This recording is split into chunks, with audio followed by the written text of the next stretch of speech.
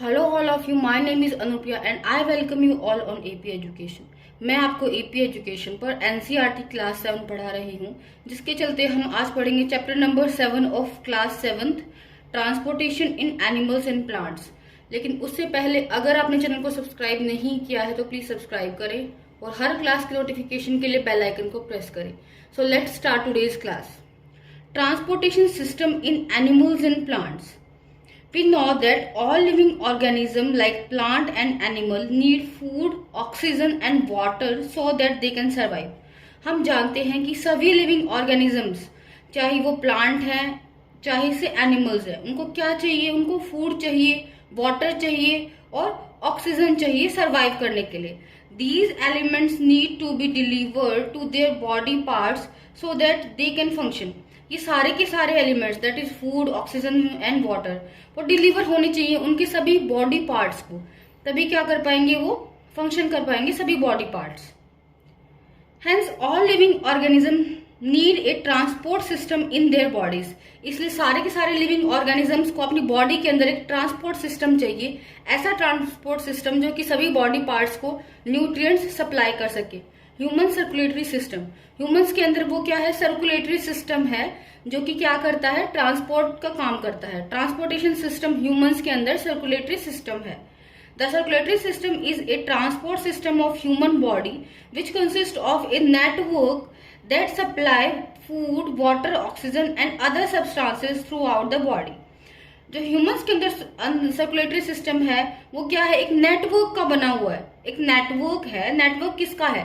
Blood vessels का network होता है जो कि क्या सप्लाई करता है हर बॉडी पार्ट को?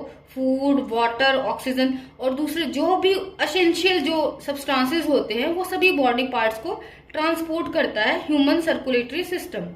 The main parts of circulatory system are blood, blood vessels and heart. Human circulatory system के जो मेन पार्ट है वो क्या है? ब्लड है, ब्लड वेसल्स है एंड हार्ट है। ब्लड क्या होता है? Blood is a red coloured fluid that flows in our body through the blood vessels. Blood जो है वो एक रेड कलर का फ्लूइड होता है जो कि हमारी ब्लड वेसल्स के अंदर फ्लो कर रहा है। और ब्लड वेसल्स क्या है? हर बॉडी पार्ट के अंदर फैली हुई है ब्लड वेसल्स नेटवर्क की तरह से। और ब्लड जो होता है वो एक रेड कलर का ऐसा फ्लूइड होता है जो ब्लड वेसल्स के अंदर फ्लो कर रहा होता है। Function of blood. The blood acts as a medium of transportation of essential substances throughout our body such as oxygen and nutrients. Blood क्या करता है? ब्लड जो है वो ट्रांसपोर्टेशन सिस्टम का काम करता है, ट्रांसपोर्टेशन मीडियम का काम करता है। किसको ट्रांसपोर्ट करेगा? एसेंशियल सब्सटेंसेस को जो हमारी बॉडी में रिक्वायर्ड होते हैं, जैसे कि ऑक्सीजन है, न्यूट्रिएंट्स है। इसको ब्लड जो है वो ट्रांसपोर्ट करेगा डिफरेंट बॉडी पार्ट्स को, ताकि डिफरेंट बॉडी पार्ट्स अपना फंक्शन कर सकें। Blood carries oxygen from lungs and transport it to different cells of body. Blood क्या करेगा? लंग से ऑक्सीजन ले लेगा और डिफरेंट पार्ट ऑफ बॉडी जो है उनको ऑक्सीजन ट्रांसपोर्ट कर देगा। ब्लड जो है वो लंग्स से ऑक्सीजन ले लेगा। हमें पता है, हमने एल्वियोलाई पढ़ा था, एल्वियोलाई से ब्लड क्या करता है? ऑक्सीजन लेता है, रेस्पिरेशन में हमने पढ़ा था। और वो जो ऑक्सीजन है वो हर एक बॉडी के टिश्यू को, हर एक सेल को ब्लड सप्लाई कर देगा। The blood also carries waste material to kidney which filter the blood. हमारी किडनीज जो होती हैं वो वेस्ट मटेरियल को क्या करती हैं? फिल्टर करती हैं, ब्लड को फिल्टर कर रही होती हैं और वेस्ट मटेरियल को वो ले लेती हैं। तो ब्लड जो है वो वेस्ट मटेरियल किडनी को सप्लाई कर रहा होता है। The small intestine digest the food and absorb it's nutrients. Small intestine क्या करती है? फूड को तो डाइजेस्ट कर लेती है और उसके जो भी न्यूट्रिएंट्स होते हैं, एसेंशियल न्यूट्रिएंट्स, उनको एब्जॉर्ब कर लेगी। अकेली स्मॉल इंटेस्टाइन डाइजेस्ट नहीं करती, पहले बक्कल कैविटी में डाइजेस्ट होता है, फिर स्टमच में होता है, फिर स्मॉल इंटेस्टाइन में सबसे ज्यादा फूड डाइजेस्ट होता है। और स्मॉल इंटेस्टाइन क्या करेगी? डाइजेस्टेड फूड जो होता है उसको एब्जॉर्ब कर लेगी। These nutrients are provided to all parts of body through blood. अब जो स्मॉल इंटेस्टाइन के अंदर फूड था उसको क्या किया गया? एब्जॉर्ब कर लिया गया। अब वो जो ग्लूकोज होता है उसको क्या करेगा? ब्लड हर एक बॉडी पार्ट में उसको सप्लाई करेगा। The blood also protect the body from losing blood by forming a blood clot at the place of injury. Blood जो है वो रोकता है किसको? अपने आप को लूज होने से। कैसे? अगर हमें कहीं पे इंजुरी हो गई तो वहां पे ब्लड क्या होता है कि ब्लड क्लॉट हो जाता है, ब्लड का एक थक्का बन जाता है। इसलिए इंजुरी के समय ब्लड ही प्रोटेक्ट करता है हमारी बॉडी को कि ज्यादा ब्लड लॉस ना हो। The blood contain a special substance that help in regulating the temperature of body. Blood के अंदर एक स्पेशल सब्सटेंस भी होता है जो कि बॉडी का जो टेम्परेचर है उसको रेगुलेट करने के काम आता है। Components of blood. अब ब्लड के क्या क्या कंपोनेंट्स होते हैं? Blood plasma, red blood cells, white blood cells and blood platelets. Blood के 4 कंपोनेंट्स होते हैं। First one is blood plasma, second is red blood cell, third is white blood cells and fourth one is blood platelets. Blood plasma. The liquid substance present in blood is called blood plasma. Liquid substance, ऐसा liquid substance जो कि blood के अंदर present होता है उसको हम blood plasma बोलते हैं। ये लिक्विड सब्सटेंस होता है। Almost 55% of blood is blood plasma. Blood का लगभग 55% जो है वो तो ब्लड प्लाज्मा ही है। The plasma facilitates the transportation of different substances through out the body. Plasma क्या करता है? वही ब्लड अगर ट्रांसपोर्ट कर रहा है तो प्लाज्मा भी क्या करेगा? फैसिलिटेट्स ट्रांसपोर्टेशन, ट्रांसपोर्टेशन का काम करेगा। अलग अलग सब्सटेंसेस को ट्रांसपोर्ट करता है प्लाज्मा भी, डिफरेंट बॉडी पार्ट्स को। The blood plasma is made up of water, salt, fat, protein and sugar.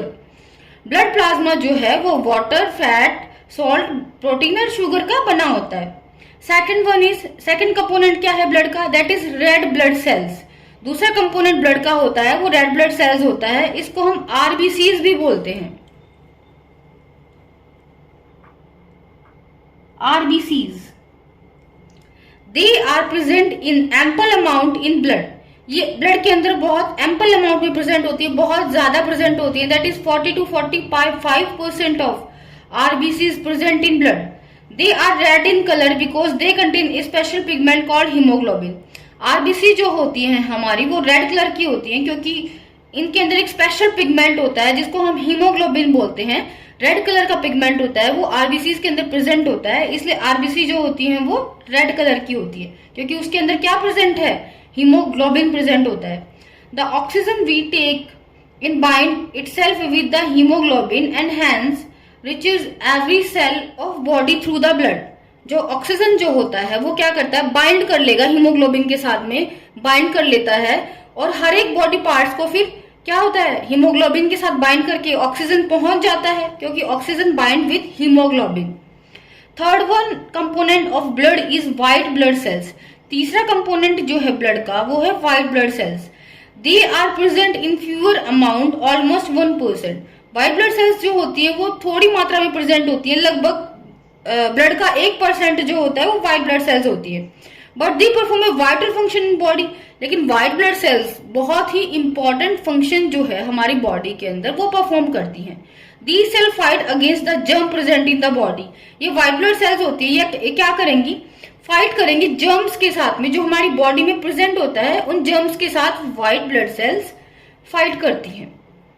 White blood cells जो होती हैं हमारी बॉडी में 1% ही होती हैं, लेकिन ये बहुत ही एक इंपॉर्टेंट फंक्शन परफॉर्म करती हैं। That is they fight with germs present in our body. हमारी बॉडी में जितने भी जर्म्स होते हैं उनके साथ क्या करेंगी? ये फाइट करेंगी। Fourth component of blood is blood platelets. These are the cell that help in formation of blood clot. ये वो सेल्स होती हैं जो कि ब्लड क्लॉट करती हैं। ये खून का थक्का बना देती हैं, खून को जमा देती हैं जब कोई इंजुरी होती है तब, and prevent the blood from flowing out of the body due to injury. और ब्लड जो है वो फ्लो आउट ना हो, अगर कहीं पे इंजुरी हो गई मान लो, और अगर ब्लड प्लेटलेट्स नहीं होंगी तो खून बहता ही जाएगा, खून नहीं रुकेगा। लेकिन ब्लड प्लेटलेट्स क्या करती हैं? उस खून का थक्का बना देती हैं, ब्लड क्लॉट बना देती हैं, इसलिए ब्लड जो है वो इंजुरी के टाइम पे बहने से रुक जाता है। ब्लड वेसल्स, सेकेंड पार्ट जो है ट्रांसपोर्टेशन में वो आता है ब्लड वेसल्स। फर्स्ट जो था वो था ब्लड, जो कि हम पढ़ चुके हैं। Second one is blood vessel and third one is heart. Our body contain tube-like structure called blood vessels that help in transportation of blood throughout the body. हमारी बॉडी के अंदर ट्यूब लाइक स्ट्रक्चर होती है जिसको हम क्या बोलते हैं? ब्लड वेसल्स होती हैं, जो कि ब्लड को कैरी करने का काम करेंगी अलग अलग बॉडी पार्ट्स को। Our body contain two type of blood vessels based on the function that they perform, namely arteries and veins. हमारी बॉडी के अंदर दो तरह की ब्लड वेसल्स होती हैं जिसको बोलते हैं हम आर्टरीज और वेन्स। इनका जो नेम है उनके फंक्शन के अकॉर्डिंग नेम है, that is arteries and veins. Arteries, these blood vessels carry blood from heart that contain oxygen into different part of body। arteries जो होती हैं वो oxygenated blood को, blood that contain oxygen, ऐसे blood को different body parts को लेके जाएंगे, क्योंकि body parts को कैसा blood चाहिए, body parts को अच्छा blood चाहिए। अच्छा blood वो होगा जिसके अंदर ऑक्सीजन होगी, oxygenated blood। तो आर्टरीज जो है वो अच्छा ब्लड लेके जाती हैं, ए से आर्टरीज एंड ए से अच्छा ब्लड लेके जाती है। हम इस क्लू से याद रख सकते हैं कि आर्टरीज जो है वो ऑक्सीजनेटेड ब्लड लेके जाती हैं डिफरेंट बॉडी पार्ट्स को। Arteries have a thick wall as blood pressure is quite high, क्योंकि आर्टरीज के अंदर ब्लड प्रेशर बहुत ज्यादा होता है तो इसकी वॉल कैसी होगी, थिक वॉल होती है आर्टरीज की। They are narrow so that the blood can quietly flow through them. They are narrow so that the blood can flow quickly through them. ये आर्टरीज जो होती हैं ये नैरो होती हैं, नैरो होंगी तो blood can flow quickly through them. They do not contain walls as the blood always flow in right direction due to pumping of heart. Arteries के अंदर किसी भी तरह के वैल्व्स नहीं होते, क्योंकि ये हरदम राइट डायरेक्शन के अंदर ही इसमें फ्लो करेगा ब्लड, हार्ट की पंपिंग की वजह से राइट डायरेक्शन में ही ब्लड हरदम फ्लो करेगा, इसलिए आर्टरीज के अंदर किसी भी तरह के वैल्व्स नहीं होते। Second blood vessel is vein. We say vein, we say waste, इसको हम ऐसे भी क्लू के साथ याद रख सकते हैं। These blood vessels carry blood that is rich in CO2 from body organs to heart. ये जो ब्लड वेसल्स होती हैं ये क्या करेंगी, CO2 वाला जो ब्लड है दैट इज डीऑक्सीजनेटेड ब्लड है जिसके अंदर CO2 होता है, उसको कैरी करेंगी डिफरेंट बॉडी पार्ट्स से हार्ट की तरफ, क्योंकि उसको साफ करना है, अभी हार्ट ने उसको ऑक्सीजनेटेड करना है, इसलिए ये जो होंगी वो क्या करेंगी, ब्लड कैरी करती हैं that is CO2 rich blood from different body organ to heart. Veins do not have a thick walls as the pressure is quite लो।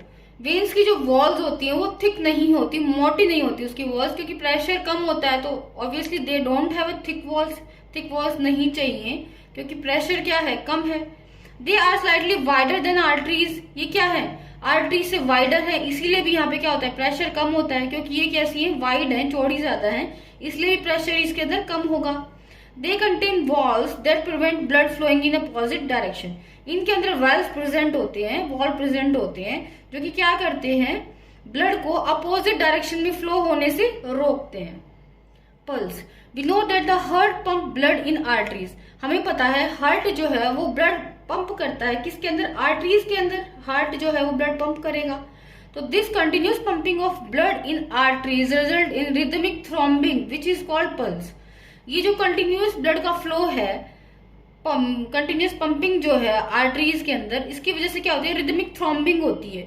हमने देखा होगा हमारे हाथ पे, जब हम कलाई पे हाथ लगाते हैं अपने हैंड की कलाई पर, इस तरह से जब हम पकड़ते हैं इसको, तो यहाँ पे क्या होता है कि हमें कुछ पंपिंग, रिदमिक थ्रॉम्बिंग सुनाई देती है, जो कि क्या होती है, वो एक पल्स होती है।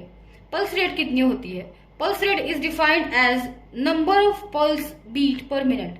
पल्स रेट को हम डिफाइन करेंगे कि नंबर ऑफ बीट, कितनी बीट आ रही है, जब हमने हाथ के ऊपर, जब हमारा हैंड है उसकी कलाई पे जब हमने टच किया तो हमें कितनी पल्स जो है वो फील हो रही है, वो ही पल्स रेट होता है।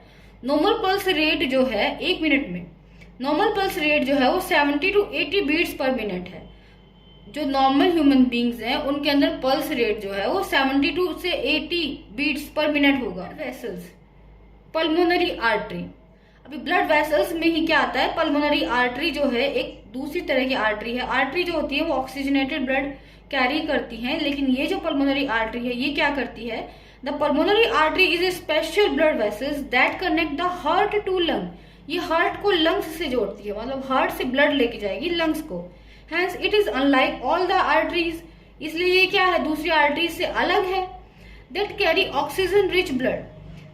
दूसरी जो आर्टरीज होती हैं ये वो ऑक्सीजन रिच ब्लड कैरी करती हैं, लेकिन पल्मोनरी आर्टरी जो है वो डीऑक्सीजनेटेड ब्लड लेके जाती है, कहाँ से, हार्ट से लंग्स की तरफ डीऑक्सीजनेटेड ब्लड लेके जाएगी, उसको ऑक्सीजनेटेड करवाने के लिए वो लंग्स के पास। Second one is pulmonary vein.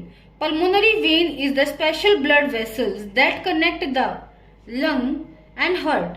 Pulmonary vein क्या है? दूसरी तरह की स्पेशल ब्लड वेसल्स होती हैं जो कनेक्ट करती हैं किसको? लंग्स को और हार्ट को। अभी लंग से ऑक्सीजनेटेड ब्लड हार्ट को लेकर आएंगी। वैसे तो वेन्स कैसा ब्लड लेकर आती हैं? वैसे तो वेन्स के अंदर डीऑक्सीजनेटेड ब्लड होता है जो कि बॉडी पार्ट से और हार्ट को लेके आती हैं, लेकिन पल्मोनरी वेन जो है एक स्पेशल टाइप की वेन है जो कि लंग्स से हार्ट की तरफ ब्लड लेकर आएगी और ऑक्सीजनेटेड ब्लड ये कैरी करती है। It carries oxygen rich blood from lungs to heart, hence it is unlike all other veins that carry oxygen less blood. ये क्या करती है? ऑक्सीजन रिच ब्लड जो है वो लंग्स से हार्ट की तरफ कैरी करेगी, इसलिए दूसरी जो वेन्स है उससे डिफरेंट है, क्योंकि दूसरी वेन्स कैसा ब्लड कैरी करती हैं? डीऑक्सीजनेटेड। लेकिन पल्मोनरी वेन एक एक्सेप्शन है जो कि लंग्स से हार्ट की तरफ ऑक्सीजनेटेड ब्लड कैरी करेगी। कैपिलरीज। कैपिलरीज क्या है? Small blood vessels are called capillaries. छोटी छोटी जो ब्लड वेसल्स होती हैं उसी को हम क्या बोलते हैं? कैपिलरीज बोलते हैं। The arteries divide themselves into capillaries. Arteries होती हैं जो कि हार्ट से अच्छा ब्लड लेकर आ रही होती हैं, ऑक्सीजनेटेड ब्लड लेकर आ रही होती हैं, वो क्या करती हैं? अपने आप को कैपिलरीज में डिवाइड कर लेंगी, बहुत सारी छोटी छोटी कैपिलरीज में, which then deliver oxygenated blood, जो कि डिफरेंट टिश्यूज के अंदर जाएंगी। कैपिलरीज डिफरेंट सेल्स के अंदर जाकर के क्या करेंगी? उनको ऑक्सीजनेटेड ब्लड उनको देंगी। Then these capillaries take up deoxygenated blood from the tissue to veins. फिर क्या करती हैं? ये डीऑक्सीजनेटेड ब्लड जो होंगी वो टिश्यू से ले लेंगी और वेन्स के अंदर आके डीऑक्सीजनेटेड ब्लड को छोड़ देंगी। और फिर डीऑक्सीजनेटेड ब्लड क्या करता है कि वेन्स से और हार्ट के पास चला जाएगा। वेन्स क्या करेंगी? वेन्स जो है वो डिफरेंट बॉडी पार्ट्स से हार्ट के पास डीऑक्सीजनेटेड ब्लड को लेकर जाएंगी। The heart pump the blood in the blood vessels. Heart क्या करता है? ब्लड जो होगा उसको ब्लड वेसल्स के अंदर पंप करेगा। It is located in chest cavity. We all know that heart is located in chest cavity. Its lower part is a little tilted towards the left. Heart का जो lower part होता है वो थोड़ा सा left की तरफ tilted होता है, left की तरफ उसका ऐसे tilt होगा थोड़ा। The heart is divided into 4 chambers which prevent the oxygen rich blood from mixing with the carbon dioxide rich blood. Heart जो है वो 4 चैम्बर में डिवाइड होता है जिससे ऑक्सीजन रिच ब्लड जो है वो कार्बन डाइऑक्साइड रिच ब्लड के साथ मिक्स नहीं होता। The right atria and right ventricle contain deoxygenated blood. Right auricle और राइट वेंट्रिकल के अंदर तो कैसा ब्लड होता है? डीऑक्सीजनेटेड ब्लड होता है। ऑरिकल के अंदर ब्लड होगा, ऑरिकल से वेंट्रिकल के अंदर ब्लड आएगा, तो राइट साइड में हार्ट के डीऑक्सीजनेटेड ब्लड होता है, that is carbon containing blood होता है। Left atria and left ventricle contain oxygenated blood. Left atria के अंदर और left auricle and left ventricle के अंदर ऑक्सीजनेटेड ब्लड होता है, जिसमें क्या होता है? हमारे ऑक्सीजन प्रेजेंट होगा। हम बोल सकते हैं pure blood is present in left side and impure blood is present on right side of heart. The atria and ventricles both are individually divided into themselves into 2 chambers with the help of walls. Atria और ventricle जो हैं वो दोनों भी क्या होंगे? Divided होंगे, क्योंकि 2 ऑरिकल्स हैं, 2 वेंट्रिकल्स हैं, तो वो भी आपस में डिवाइडेड होती हैं। 2 ऑरिकल्स एंड 2 वेंट्रिकल्स करके हार्ट में 4 चैम्बर बन जाते हैं। From the left ventricle the biggest artery of our body called aorta begins. Left ventricle से हमारी जो सबसे बड़ी आर्टरी है जिसको हम अरोटा बोलते हैं वो निकलती है, क्योंकि लेफ्ट पार्ट जो है हार्ट का उसके अंदर कैसा ब्लड है? ऑक्सीजनेटेड ब्लड है, प्योर ब्लड है, तो उसके अंदर से लेफ्ट आर्टरी निकलेगी। कैसा ब्लड लेके? लेफ्ट, जिसको हम अरोटा बोलते हैं, अच्छा ब्लड लेके निकलेगी। The right atrium of body receive deoxygenated blood from the body through a when called vena cava. जो राइट एट्रियम है, राइट ऑरिकल जो है, उसके अंदर पूरी बॉडी से डीऑक्सीजनेटेड ब्लड जो है वो इकट्ठा हो जाता है। Vena cava is the largest when of our body. Vena cava जो है वो हमारी बॉडी की सबसे बड़ी वेन होती है, और अरोटा क्या है? सबसे बड़ी आर्टरी है। ये हार्ट है, इसमें राइट ऑरिकल है, left auricle, right ventricle, left ventricle. हमें पता है कि राइट साइड में जो है ऑक्सीजनेटेड ब्लड होता है, दैट इज प्योर ब्लड होता है। तो अरोटा क्या करेगी? राइट साइड में प्योर ब्लड ले करके ऑक्सीजनेटेड ब्लड जिसको हम बोलेंगे पूरे बॉडी ऑर्गन्स को लेके जाएगी। बॉडी ऑर्गन्स में क्या होता है? कैपिलरीज जो होती हैं वो टिश्यूज और सेल को ब्लड देंगी। टिश्यूज और सेल से ब्लड जो है वो कैपिलरी जो है वो ब्लड को ले लेंगी और वेना केवा के अंदर छोड़ देंगी। फिर ये वेना केवा जो है ये राइट ऑरिकल में ओपन हो रही है, और फिर राइट ऑरिकल से ब्लड राइट वेंट्रिकल में आएगा, वेंट्रिकल से फिर ब्लड को पल्मोनरी आर्टरी जो है वो लंग्स की तरफ लेके जाएगी। आर्टरी जो है वो ब्लड को ले जाने का काम कर रही है। हम देख रहे हैं यहाँ पर अरोटा जो है ये एक आर्टरी है, ये बॉडी ऑर्गन्स को ऑक्सीजनेटेड ब्लड लेके जाती है। यहाँ पे पल्मोनरी आर्टरी डीऑक्सीजनेटेड ब्लड लेके जाएगी लंग्स को ऑक्सीजनेटेड करवाने के लिए। फिर पल्मोनरी वेन क्या करती है, वेन जो है वो लाने का काम करती है।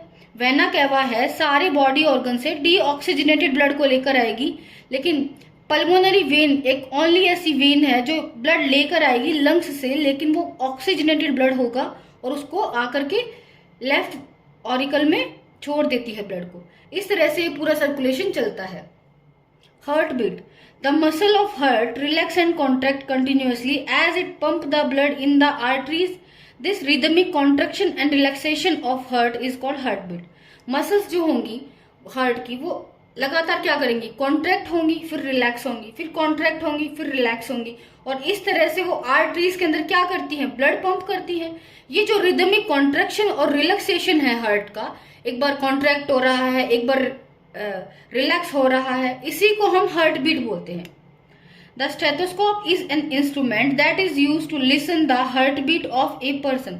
स्टेथोस्कोप एक ऐसा इंस्ट्रूमेंट है जो कि पर्सन की हार्ट बीट को लिसन करता है, या पर्सन की जो हार्ट बीट है हम स्टेथोस्कोप से पता लगा सकते हैं। जैसे डॉक्टर्स यूज करते हैं ना, स्टेथोस्कोप चेस्ट में लगाते हैं, फिर अपने ईयर्स में लगा के और हार्ट की जो वाइब्रेशंस होती है वो उनको सुनते हैं।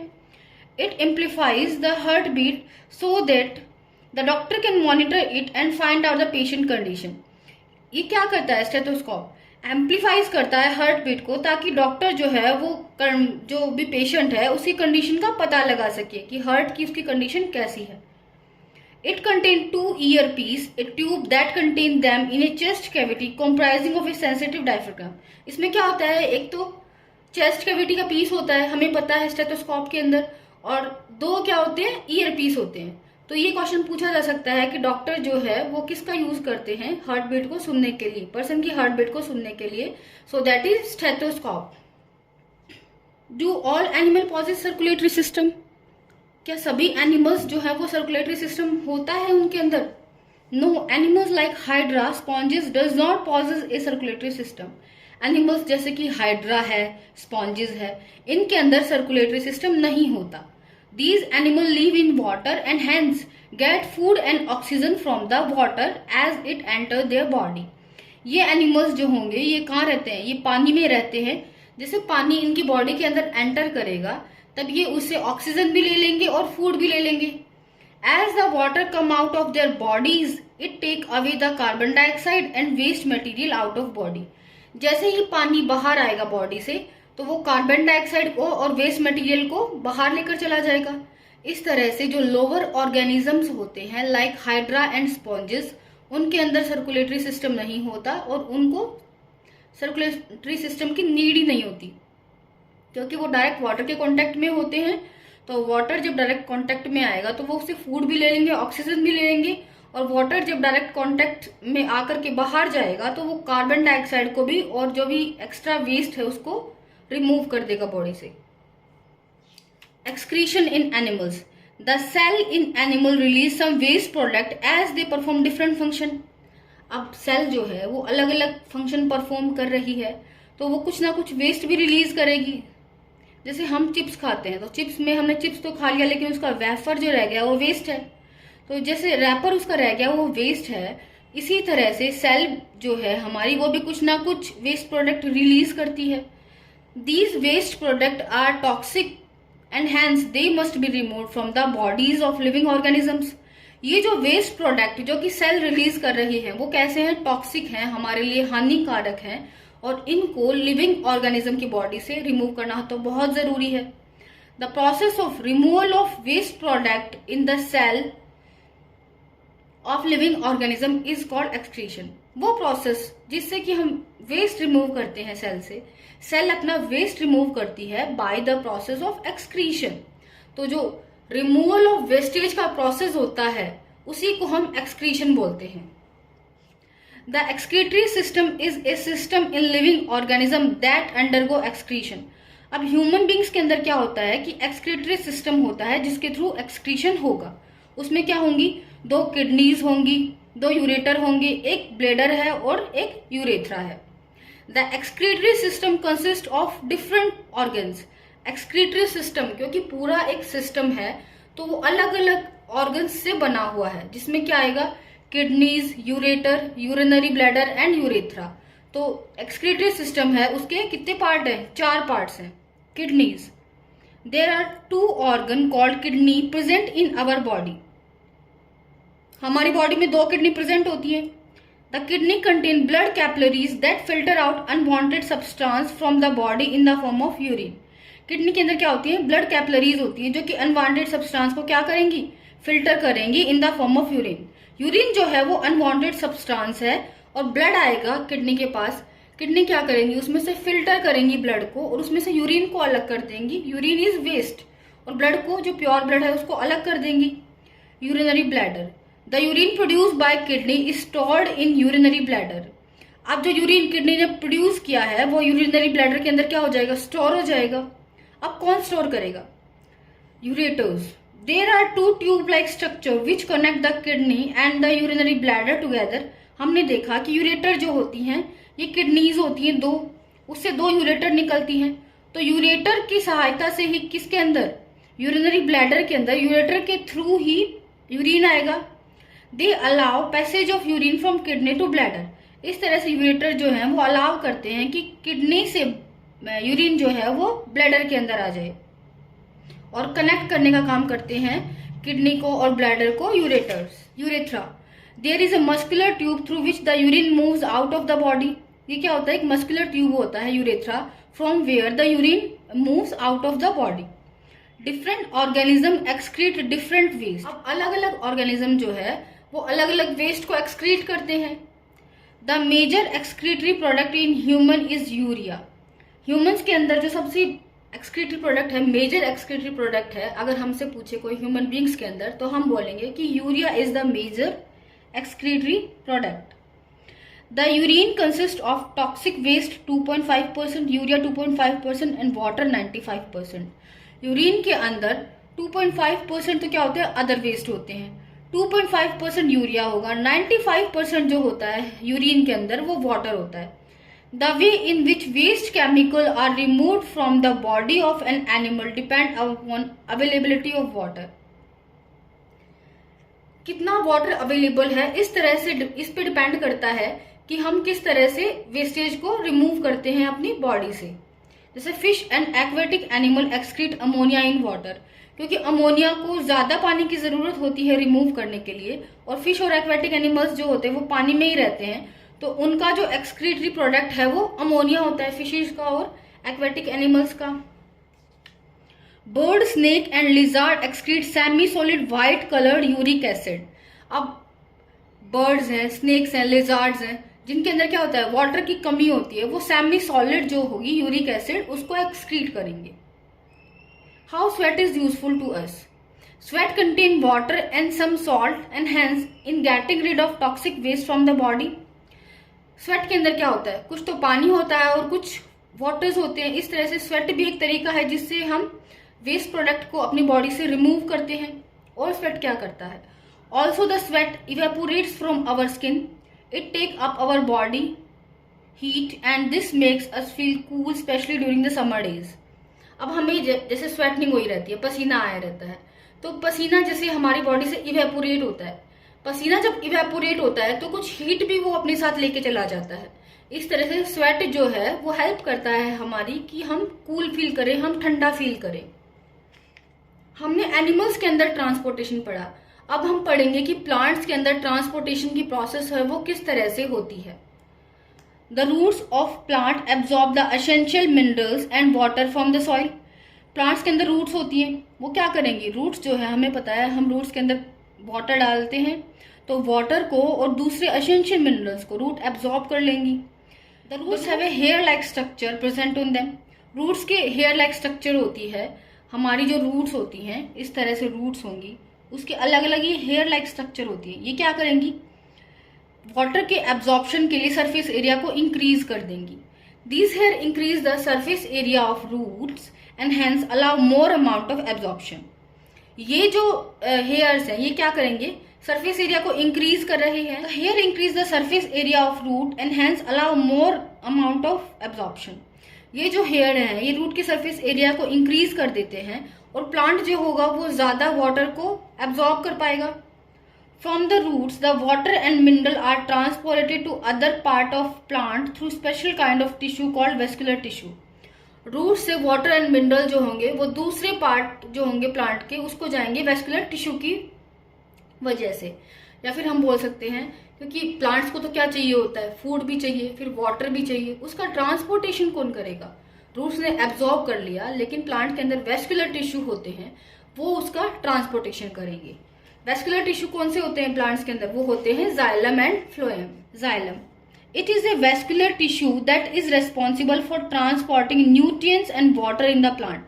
अब जाइलम का काम क्या होता है, रूट्स ने पानी जो एब्जॉर्ब किया है उसको अलग अलग पार्ट्स तक प्लांट के लेके जाएगा. Xylem, the root cell absorb water and mineral and transportation to xylem. जो रूट्स हैं वो क्या करेंगी, वाटर एंड मिनरल को एब्जॉर्ब कर रही हैं और जाइलम को ट्रांसपोर्ट कर रही हैं कि जाओ पूरे जो भी ऑर्गन्स हैं प्लांट के उनको वाटर और मिनरल्स प्रोवाइड करके आओ. Xylem carries it to other part unidirectionally without usage of energy. अब जाइलम जो है वो अलग अलग पार्ट्स को लेके जाएगा यूनिडायरेक्शनली, एक ही डायरेक्शन में जाइलम अलग अलग बॉडी पार्ट्स को पानी देगा और क्या देगा, जो भी एसेंशियल मिनरल्स हैं वो देगा जो कि रूट्स ने एब्जॉर्ब किए थे. और इसके अंदर एनर्जी का यूज नहीं होता, without the use of energy xylem ये सब करता है. अब फ्लोएम क्या है, फ्लोएम अनदर वेस्कुलर टिश्यू है. It is a vascular tissue that transport the food produced by leaves to all part of plants.